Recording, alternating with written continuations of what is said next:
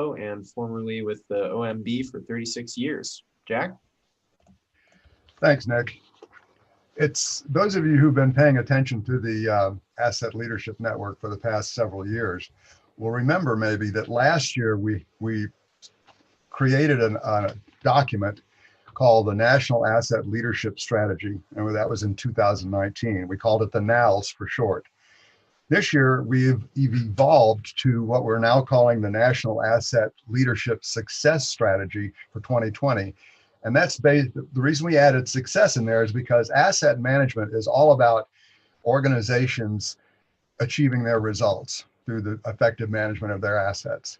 And so we consider achieving an organization's results to be success. And so we thought success would be a nice addition to the title of our initiative. So we're going to be here today talking about what we're calling the sector asset leadership success structure. And the term sector is important because as we were thinking about how best to implement this national strategy, we realized that a lot of the organizations that are in charge of the policies related to asset management actually are organized around sector. So that's what led us down this path. But I want to introduce some colleagues from Grant Thornton who've been part of the National Asset Leadership Strategy since the very beginning last year. And the team that's been working with us this past year is going to tell you more about what we've evolved to. And first I'm going to turn it over to Jonathan Schneider, who will take us away. Great. Yep. Thanks for the introduction, Jack. And appreciate you and the ALN team for inviting us to speak today. So my name is John Schneider. I'm manager with Grant Thornton, working in our asset management group, and happy to be back speaking with ALN. So the purpose of today and what I'll be walking you through, and my colleagues from GT, is a document that has two different parts. The first we'll go through fairly quickly, provide some more backgrounds and context on our work last year around the National Asset Leadership Strategy. And the second part we'll go through in a little bit more detail, includes a lot of guiding questions and principles to support the development of what we're calling here on the screen, the sector asset leadership success structures. So I'll click through here, these slides. So here's just for a little bit more background. So for those who are new to this effort, the sector plans, like Jack mentioned, John, we're not seeing your slides, just so you know. Oh.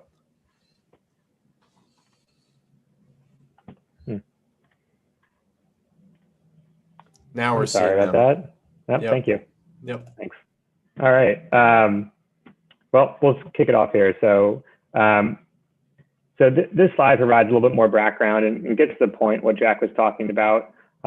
These sector plans are a continuation of the NALS process from last year that set up a framework for us. And the sector plans is the next step, and we're going to dig deeper into each section. And those plans really evolve over time, but are based on the foundation set by the NALS and the foundation set by ISO 55000. So this slide here really just provides a little more background on the effort. And I'll go through the next few a little quickly so we have some time to dig into the other slides in a little bit more detail. It's really all based around the management system standards, the ISO 55001. And we end this, really thinking, why would we want to adopt the ISO 55001? And it really comes to these benefits that we identified. And so we identified these few benefits, from informed asset investment decision to managing risk, to improve stakeholder engagement, better lifecycle asset management.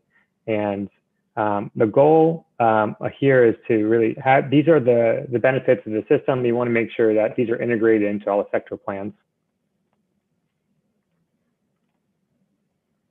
And so kind of taking a step back and looking at the NALS 2019, it was delivered to, as you'll see on the slides here, delivered to members of several committees and organizations. And we really want to build on that success and that achievement from last year and develop these sector plans and to be able to deliver those to the same individuals and groups this fall. So I know we kind of talked about two different things, and it kind of gets back to the two thrusts of this effort. And the first being the higher level NALS, National Asset Leadership Success Strategy, document, which will continue to provide build on last year's documents and provide that high-level approach to developing a national approach to asset management. And what we're really focused on here today, that second point, is the sector asset leadership success structures. And it takes these general policy guidances and extends more focus to the sector levels. So going here to the next slide. So in developing this, we really focused on a few sectors that we found to be important to build out. And if you participated in some of the webinars in the last few weeks with ALN, you'll see these are the same sectors that were discussed throughout the different events. And so these are the ones that we really think would be beneficial to have a more detailed sector plan developed.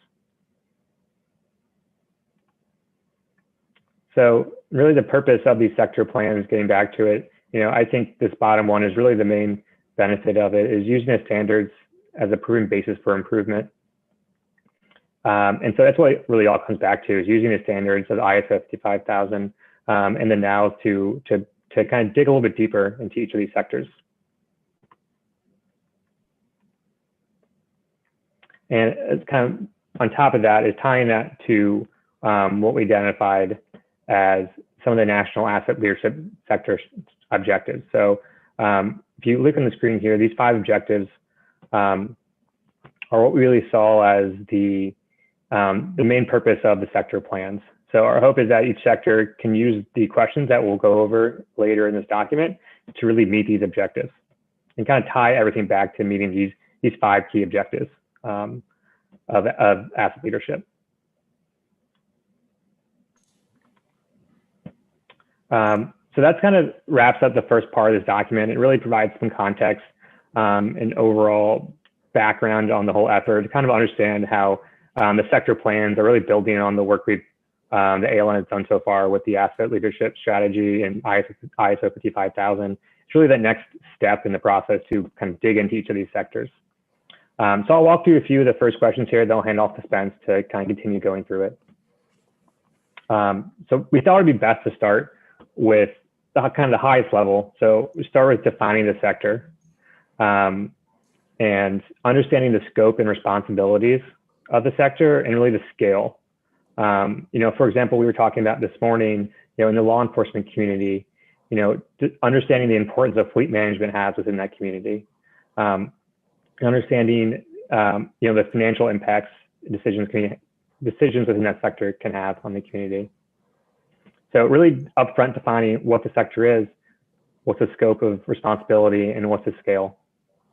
And then from there, moving to the objectives. So what are the main objectives of this sector? So I know earlier in the slides, we had the overall asset leadership objectives, but here, as you see in the example of water, what are the key objectives within this sector? And kind of laying that out up front and understanding that, as you build out a sector structure. So I hope that provided a little bit more context on what the sector asset leadership structures would be. I'll hand it off to Spence here, and he'll continue to walk through the document.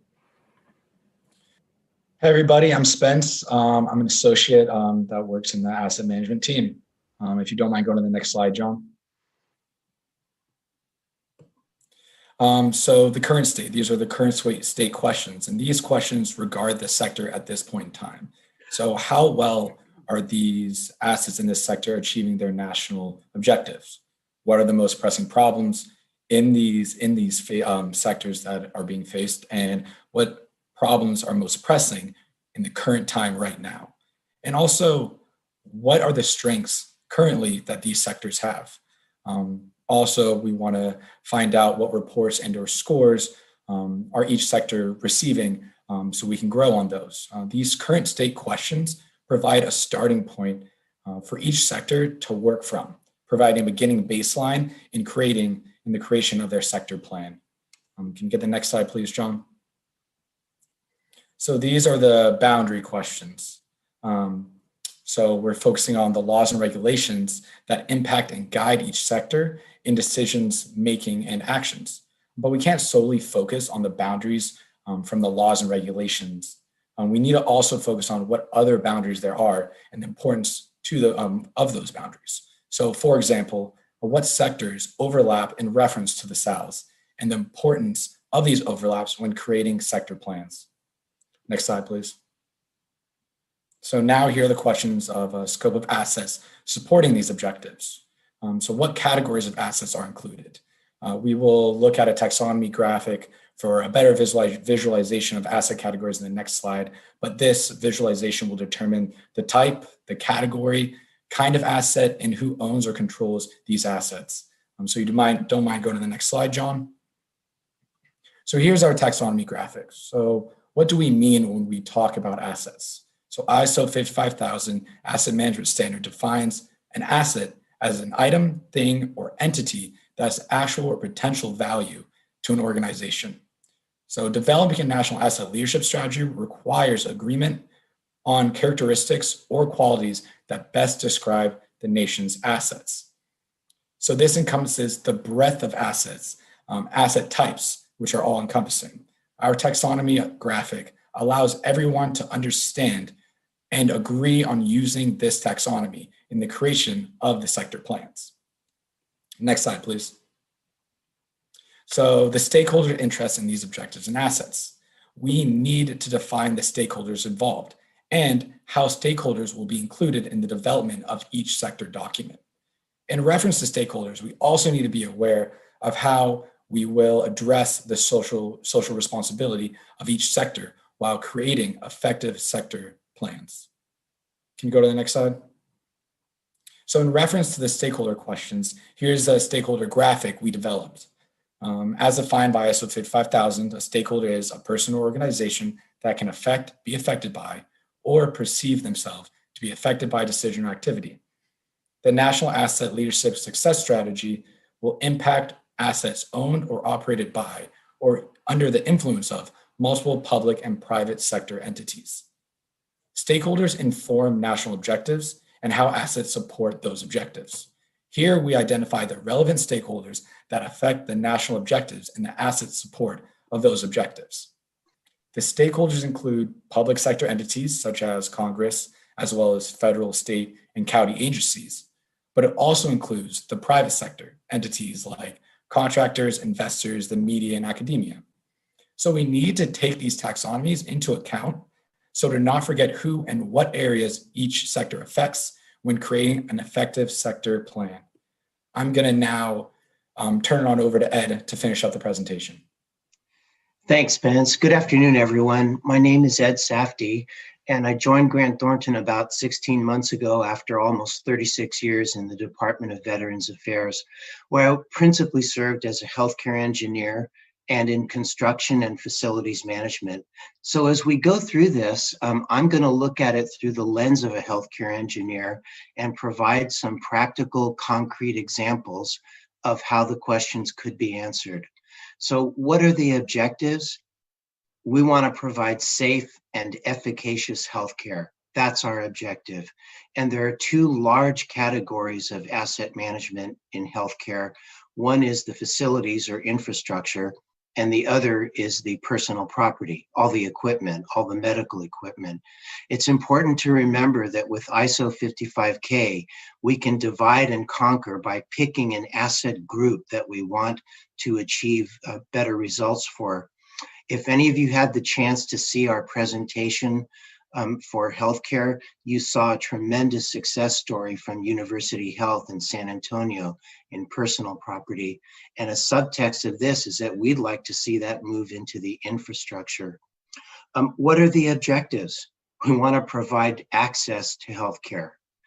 That's the objective, timely access to healthcare. Can we go to the next slide, please? The desired end state, a real life example is this. There's a tremendous amount of deferred maintenance in infrastructure and in healthcare infrastructure. That's a vulnerability. It causes utility outages and other untoward events. We'd like to reduce those. We'd like to reduce them from the big picture of disciplined asset management as opposed to just throwing money at a problem that emerges. We want to address it from the big picture down and across the entire life cycle of the asset. Anything that occurs in earlier stages of the life cycle can affect it downstream. And we want to address that from the big picture, applying ISO 55K principles with adequate governance to define the roles and responsibilities of everyone involved across the life cycle. And the next slide, please. As I said, ISO 55K supports this by providing the framework and a tremendously disciplined system to manage all the assets, whether it's personal property or infrastructure. As to voluntary consensus and standards, there are a lot of things that could be considered here. In addition to GAO, there are other practical places where we can bring information in to improve performance, ANSI, government regulations, even federal laws. An entity that's not federal may not have to follow those laws, but please consider this. The federal government is right now preparing something called FIBIF, the Federal Integrated Framework for Business. And in FIBIF, there are many standards and capabilities that are identified. We at Grant Thornton have identified over 90 of those capabilities that need to be applied across the life cycle. They are tied to a standard or a best practice. And just one example, in addition to ISO 55K, ISO has 41K, which deals directly with maintenance. So that's something that can be applied to any entity that provides maintenance. And in healthcare, maintenance is crucial because it's a matter of patient safety. The next slide, please. You can read the slide. I'd just like to point out that for those of us that have worked in medical centers, hospitals, they are notoriously political. And one thing we have to face is turf mongering. So this is going to be delicate, and we have to be persistent. In addition to the 5 bullets illustrated there, it's a challenge because it's going to be political. Some folks may not want to let go of real or perceived authority across the life cycle. And I can assure you that if 55K is implemented, those roles, responsibilities, and commensurate authorities across the entire asset life cycle will be well defined, and it will put an end to that. It won't be easy, but San Antonio at University Health has shown that it can be done. The next slide, please. How will that help? For in the most fundamental way, we want to make sure that we minimize untoward incidents like major utility failures, such as electrical outages, the failure of the emergency distribution system to engage, the loss of bulk liquid oxygen. In my career, all of these things have happened. And if we could have taken care of our assets in a better way, they could have been avoided. We also want to avoid the sudden replacement of major utility systems like a chiller. Sometimes we know that some of our systems are nearing failure, whether it's a transformer, an automatic transfer switch, a chiller, but we just can't get the funding in time to replace it. ISO 55K can help identify those vulnerabilities and address them. And another component of that is facility condition assessments, which can in turn provide a facility condition index. One way that we can comply is to raise the index and lower the backlog of facility condition assessment deferred maintenance. And the next slide. I kind of addressed that here. We can set up a baseline by measuring things like the number of unplanned outages, the number of untoward events, sudden major utility component replacements, which are extremely expensive, and the backlog of FCAs and rating of facility condition indexes. We can set a baseline before we implement 55K, monitor it, and measure it after 55K. University Health has shown that there's money to be saved, and to be a little altruistic, in the case of healthcare, there's more than money at stake. It's safety and the lives of the patients that we care for. The next slide. We need to develop a plan. I may be reaching out to some of you if you're in healthcare to join us in building the plan. And it's the right thing to do. Besides the success story I've shared with you at University Health, this is the right thing to do. It helps with safety and it can save money. So with that, I'll turn it back over to our host.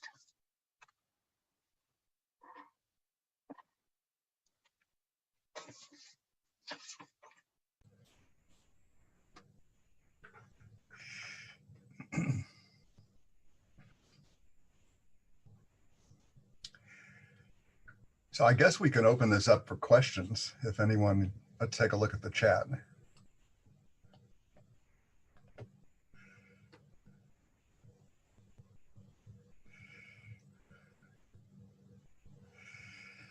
So I don't actually have any questions coming into me here. Well, first of all, I want to thank. There is one there, Jack. I'm sorry. There's one addressed to all the panelists. Does the ISO 55001 4.1 focus on organizational objectives, help reduce political infighting? Well, that's the point that you made, and I think the answer is definitely yes. I mean, it's by defining roles and responsibilities effectively and in a collaborative way, you avoid a lot of the infighting that occurs when all those things are unclear. And Ed, having spent time in VA, I mean, it's like you say, it's going to be quite a cultural challenge to get people to give up roles that they have believed themselves to have when those roles don't mesh well with the roles that other people have to play. So it's there's a great leadership challenge. One of the things that was successful at the University Health System was they engaged their CFO, their chief financial officer, and then their CEO. So they were able to get the support of key leadership, and that's proven critical in implementing this successfully. The other point I think we can say about the University Health System, although they started with a focus on personal property, they are currently starting to collaborate with their facilities people to expand the scope of their asset management system to include facilities as well as personal property. So one of the things that was wonderful about the past 3 weeks when we had our event was we got to listen to experts from different sectors and learn more about some of the unique aspects of those sectors. They're all at different places, but they have collectively learned a lot that we are sharing on our website. So I urge anybody on this call right now to take a look at the Asset Leadership Network website and go to the events, and you can have access to all the videos of all the presentations made during that 3-week period. And some of them are quite extraordinary. So I think that's all really I have to say. If anybody else wants to chime in and give us any final thoughts, I'm happy to listen. Hey, Yeah. Sorry. Bob Leach is here. I'll let you speak, Bob. I was just going to ask another question, but I'll let you go. Super. Oh, that's okay. Thank you. Yeah, I appreciate this. I wasn't aware of that Federal Integrated Business Framework. I think that's very interesting. So I just quick checked it out on the GSA website. And it doesn't seem to be a huge amount of information on that. So I'm guessing it's just in the forming stage, maybe. But I'd be interested in hearing more. In particular, whether it seems like they will reference something like ISO 55000 or in fact any of the ISO standards. One of the key things I like about ISO 55000 is that it basically, to my mind, collects or actualizes a lot of the other standards. For instance, 31,000, 9,000, 13,000 for that matter, 14,000 for environmental. So I think it could be very, very useful. I don't know what kind of influence anyone might have on GSA to kind of do the logical thing here, but it seems like there's an opportunity here, and I think the framework, the way it's described and the way you guys described it, might be an opportunity to try to advance that. Bob, if I may, this is Ed speaking, and you're absolutely right. I'd like to share a little bit of the background with you. As it happens, Grant Thornton was involved in helping GSA build the capabilities for facilities management in real property. So We do know about it. And yes, we did try to influence them. We developed those capability statements, and ISO 55K is liberally cited, as well as ISO 41K, and in a lesser way, ISO 9001. All of them are in there, in addition to the GAO, federal statutes, and regulation citations. And the background, Bob, is that the federal government is pushing for shared services. So what they're doing by creating these capability statements for, in this case, real property or infrastructure management, is to have individual agencies measure themselves against the capabilities that are required. Then the agency will have to express and justify whether it believes it can do its own work or it's better off going to a shared service. That'll be a tremendous challenge, but I believe that the great thing that's come out of this is the identification of capabilities that are required to properly manage the asset. It's been delayed with COVID, and real property was one of the latter groups. The first group was finance. And I can share with you that the challenge that I faced in helping them was that there's a tendency to look at the infrastructure through a financial lens instead of looking at it holistically on what it takes to manage. So that'll be something that we'll face as it comes out. And I'm glad you're interested, and I hope the info I shared is useful. Oh, definitely. Thank you. I want to follow up on one of the points that Ed made earlier, and that is that he's going to be reaching out to folks to join with the group that is focused on the healthcare sector. And every single one of these sector plans will be best developed if we have wide representation from organizations in that sector, because there's a lot of expertise out there, and we need to get that expertise brought into the conversation about how a particular sector strategic, plan needs to be developed and what it needs to look like.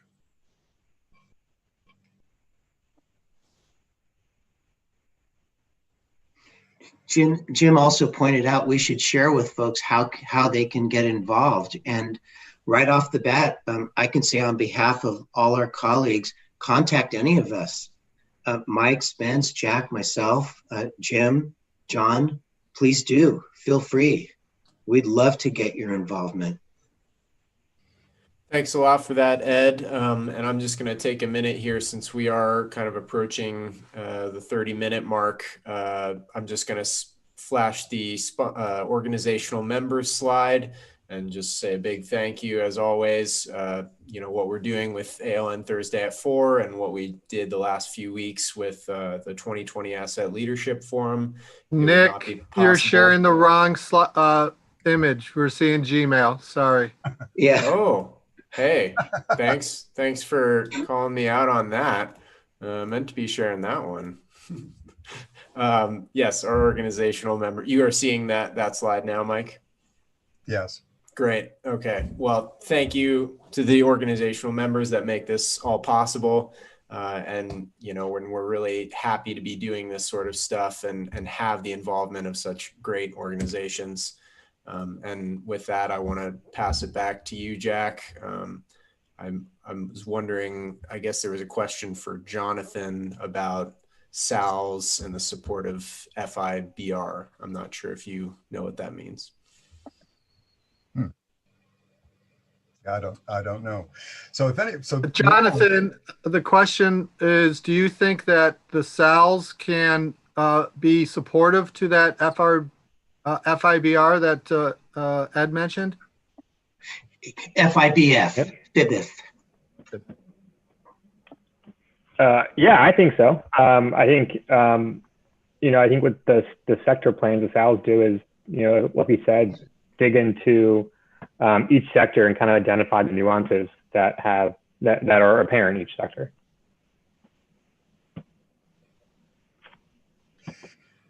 I want to also, let me sort of expand on another comment that Ed made, and that is that, and this is one thing we learned from a number of organizations that have been certified to ISO 55001, and that is you don't have to focus on all of your assets at once.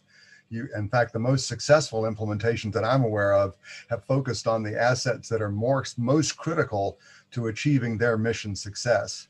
And then what they do is they focus on those assets, and what you understand about ISO 55000, it's more than just the assets, it's the entire organization. It's how all of the management functions of an organization, the administrative functions, the operational functions of an organization have to be organized in a way where they work well with one another to achieve the organization's objectives. And it's that comprehensive organizational approach to asset management that's the key to success for ISO 55000. And it's a lot of organizations think it's just about maintenance and reliability, and it's not. I mean, that's an important part of the day-to-day management of assets, but it's not enough to implement a true asset management system. So as I mentioned at the outset, implementing an asset management system effectively is going to help an organization achieve its objectives. And that's what it's all about. So Ed, can you address how ISO 55001 4.1, the objectives might help address the political issues that you encountered through your career? Yeah, I don't have 4.1 memorized, but I can still say how ISO 55K can address it. The strategic asset management plan shall support organizational objectives. It's basically saying mission focus. Yes. I didn't use the word governance when I was speaking from the slides. One of the components in implementing ISO 55K is to have governance that sets the roles and responsibilities for each function across the life cycle, from requirements to design to delivery, acquisition, delivery, O&M, activation, and disposal. When those functions are defined, governance or executive leadership makes decisions about what offices are responsible for the function and have the authority to execute the function with decision making. So by definition, if entity A thinks it's responsible for delivery, but it's really not, and has previously been exercising perceived authority in delivery, when the governance structure is made, if executive leadership has made a commitment to hold to it, then it's going to put an end to it. And it won't be easy because people will try to hold on to authority and power. I certainly have seen it in VA and central office. It's really difficult. It's just a fact of life. So I would say the bigger the organization and the more complex and the more political, the harder it will be to implement, but it can be done. And on that note, if I may, Jack, I'd kind of like to tag on to what you said about breaking it into pieces to address 55K. Let's say you know your electrical distribution system is in horrible shape. Well, you could start with transformers. Yes, they're tied to the ATSs and the panel boards and the step-down transformers. They are, but one could start there, at least a start, so that you could show what could be done. And I didn't mean to go off the track, but I wanted to add that because when one steps back and looks at the problems in infrastructure, they can look huge. They can look insurmountable when you just look at the big picture, but we can start to take pieces of it. And I want to make sure I answered the question about breaking down those political barriers. If not, please let me know. Thanks, Ed. Bob Leach, you are involved with entities that are dealing with transformers. People from your group have done that, haven't they? You'd have to unmute. Had to find the button. Yeah. Yeah. In particular, the Corps of Engineers, of course, Civil Works, their hydropower folks, the Bureau of Reclamation, their hydropower folks. That's an example of something that's got some of those transformers are huge and that they deal with in their switch yards and things like that. And they have tremendous lead times up to 2 years, for manufacturing alone. never mind delivery. So it's not something that they keep in a storeroom necessarily. And actually, that's a big focus of their asset management programs, is to make sense of that in a way where they're not overstrapping the government. They're not sitting on all these things in inventory that require maintenance while they're in inventory. And yet balancing that against these long lead times and the risk of losing one of those things. There's a tremendous potential impact to the grid if those go down. I find it so interesting that y'all are talking about transformers, because one of the people who came and spoke to us several years ago, in fact, I think it was at your assistance, Bob, was Mark Gabriel, the CEO of the Western Area Power Administration.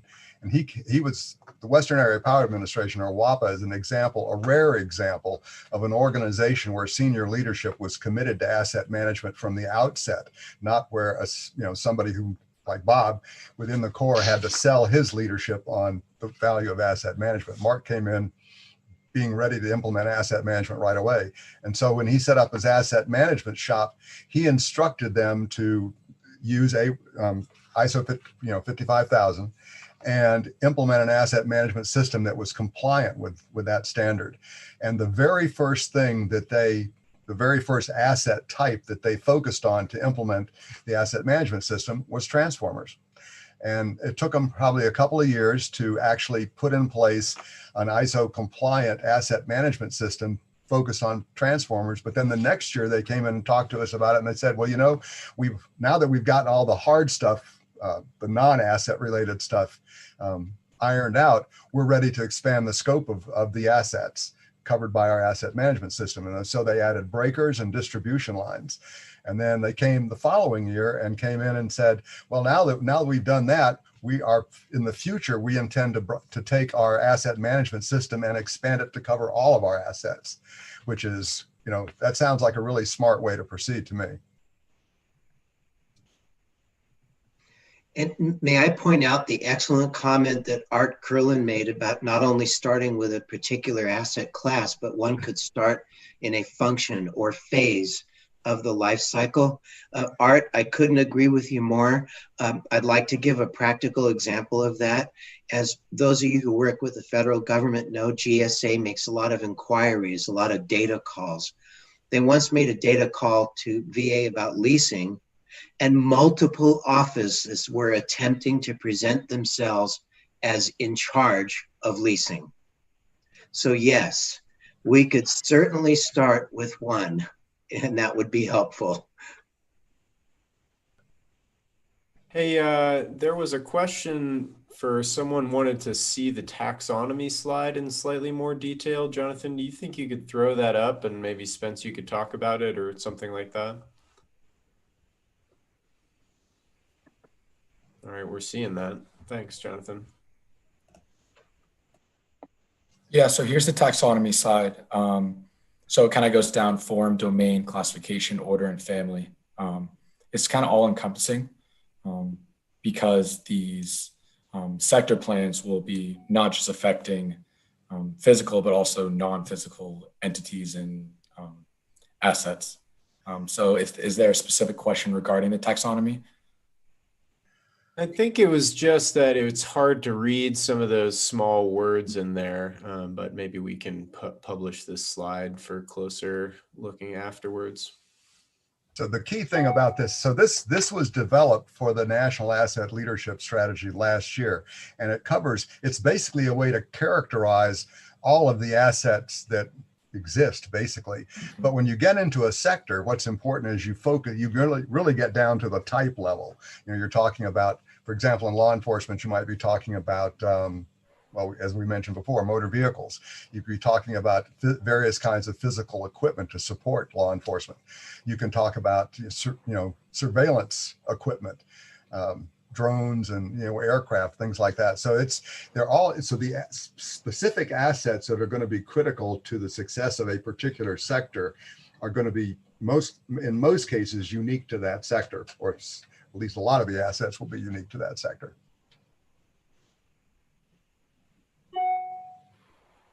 Jonathan, can you comment on this, and then also the stakeholder slide? Yeah, absolutely. Sorry, it's taking a second to get off mute there. Yeah, and I think to add on what Jack was saying, I think the purpose of this is to provide that framework, like we said with the nows, is to provide the framework to kind of the high level, how we would break down the taxonomy, and then, within the sectors, really digging into the types, like Jack said, fleet, thinking of law enforcement, fleet, weapons, or body armor, or just kind of digging into the individual pieces of equipment, and kind of using this framework to slice and dice the different types of assets you're working with in the sector. And then the federal law enforcement strategic asset leadership success structure might just focus on fleet, or might just focus on body armor. Mm-hmm. Yes, exactly. It doesn't have to be everything in law enforcement. That way, I'll let you talk about that. We kind of want to let other sectors understand it doesn't have to be all encompassing. Mm-hmm. What happens is, a lot of people look at this and they get overwhelmed because there seems like there's so much to know and so much to do. But in reality, if you start with a basic question, what is my organization here to do? And of those various things we're here to do, what are the most important things we need to do? If we don't do this, then we don't need to exist, or we're likely not to exist. So once you've honed in on the most important objectives of your organization, then it's not a very big leap to say, okay, so let's talk about the assets that are critical to achieving those objectives. And that will start focusing your attention in a useful way right off the bat. It's, if you come at it the other way and say, what are all the assets I own? And, you can end up asking questions that don't really matter for a long time. So you want to ask the questions that matter first. The second thing is, and this is one of the beauties of ISO 55000, particularly 55001, the requirements, you do what they call a gap analysis. You say ISO 55001 requirements are the basic requirements that an organization with an effective asset management system is expected to meet. You've got to have certain kinds of plans. You've got to have good communications. You've got to have clear lines of authority. So all of these, basically common sense, good management characteristics. And then if you assess where your organization is compared to where the standard says you should be in terms of meeting requirements, then where you don't meet the requirements, that's a gap. And the next thing you do once you've completed a gap analysis is you come up with essentially a corrective action plan. How do we close the gaps? Which gaps are most important to close first? And it takes work, but it's a very easily understood and organized way to kind of get yourself from where you are to where you ought to be and where you want to be in order to be successful. And can we look at the stakeholder slide in a little more detail too? Because you're saying who, so let's talk about who is doing these things. Can you zoom in a little? Yep. So what this slide does is it divides divides the world into the public sector and the private sector. The reason is that within the private sector, we kind of understand who the customers are. They're government agencies basically, and those are the asset owners and operators. I'm in the public sector now. So asset owners and operators in the public sector are federal, state, and local agencies, basically. We make a distinction between the people that actually own or operate assets and the people who influence how that's done. Within the federal government, the major influences are Congress through legislation, the executive branch policymaking agencies like OMB, where I used to work, and then grant-making agencies whose regulations on how grants are issued can be, and sometimes are, conditioned on whether or not the grantees exhibit an asset management plan, for example. So those are people in the federal government who can influence how the federal agencies actually manage their assets. And in the case of the grant-making agencies, how state and local agencies manage their assets. And then of course, you've got, at the state, county, and municipal levels, they have their own legislatures. They may have grant-making agencies, and they often have regulators. The other thing where this is different from the first version that we produced when we did the NALs, is we recognized that in the original first version, we had forgotten beneficiaries, because there are a lot of people who benefit from government action. They're sort of they're the public sector equivalent of customers on the private sector side. And they are critical in terms of making sure that what you're operating benefits people, basically. We just had a question or two come in. I thank you guys for staying on a little after, and hopefully we can get these questions answered and get out of here. But the first question would be, what is the path to an acceptable maturity model to enable comparisons between entities or sectors regarding ISO 55000 progress? I don't know who wants to field that. That's a great question. So what I said earlier about a gap analysis, the gap analysis tells you how close you are to meeting the requirements of the standard. And there are, I don't remember them exactly, but there are in fact ways to assess asset management maturity and measure where you are on a certain scale. And I just forget the mechanics of that.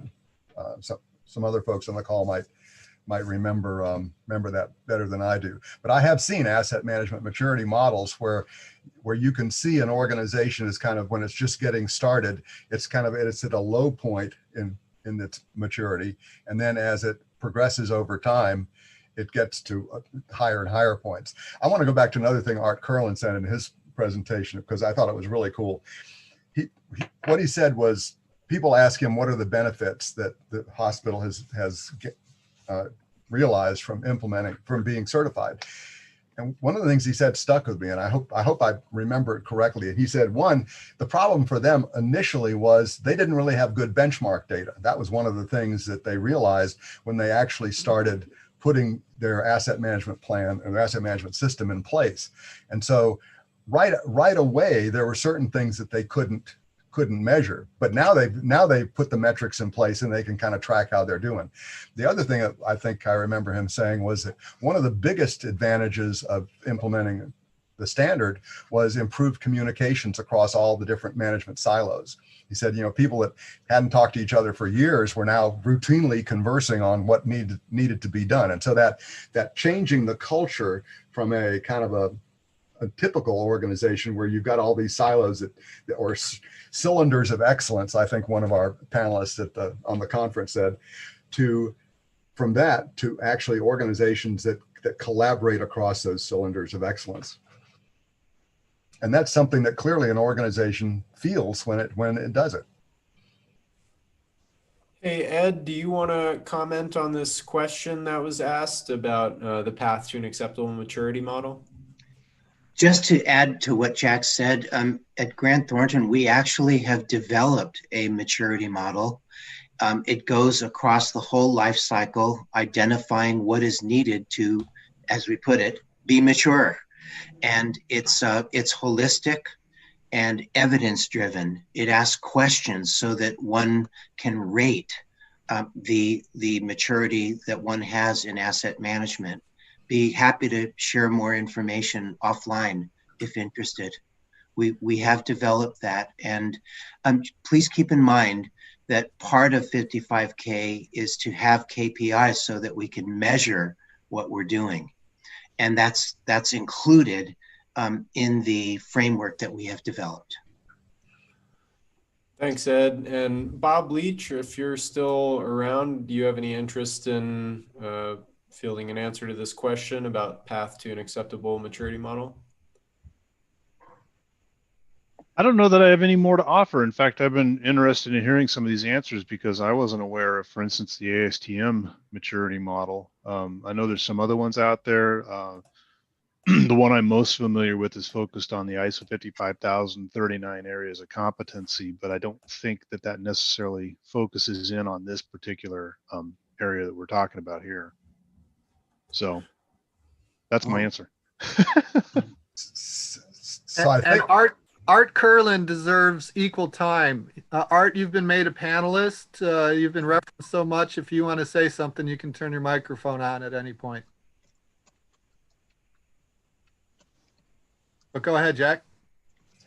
So Robert Kaufman, one of our panelists, took that cylinders of excellence metaphor that I talked about, which is I have to attribute to Alex Fahrenblut from LMI.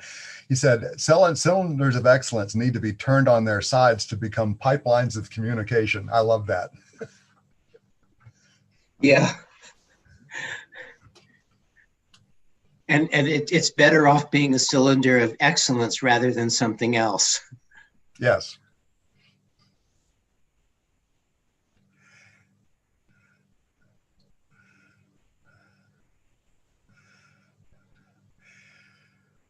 Jack, I'm not seeing any other questions. I don't know if anyone else has a closing thought or something they want to offer. Otherwise, I would invite everyone to make a closing salutation and we'll call it good. Okay. Well, thank you all for joining us. We are really excited about this sector-based approach to implementing asset management. And one of the things that there are two things that I can think of that are going to be critical to our ability to do that. One is getting people from the different sectors to participate on those sector teams, because we need as much participation and expertise involved in those conversations as possible. And the other thing is, to the extent that some of y'all or some of the experts that we bring to the table have links into the political process or the political sphere, if you will. In other words, you know people on congressional staffs involved in your sector. That can be very helpful, because we need to open up communications between the asset owners and operators and the influencers. And some of the key influencers, certainly in the government space, are congressional staffers or members of Congress. So I urge y'all to be thinking about that as you start thinking about how to engage on this. And if you have any connections that can be helpful to this effort, please let us know. That's all I've got. Thanks, Ed, Jonathan Jonathan, and Spence. What was that, Mike? Please comment. Close out, Jonathan and Spence and Ed. Yeah, I'll just add thank you so much for letting us speak here today. And I think Ed mentioned it. Feel free to reach out to any one of us if you want to get involved. More the merrier, I think. Yeah, to echo John, thanks for everybody for attending and listening. We would let as many people as we can get to work on these sector plans, because the more heads together, the better it can be. And I'll just close by saying we all really appreciate you sharing your time with us. We respect your time and glad you gave us a chance. Thank you. Thanks for hosting, Jack.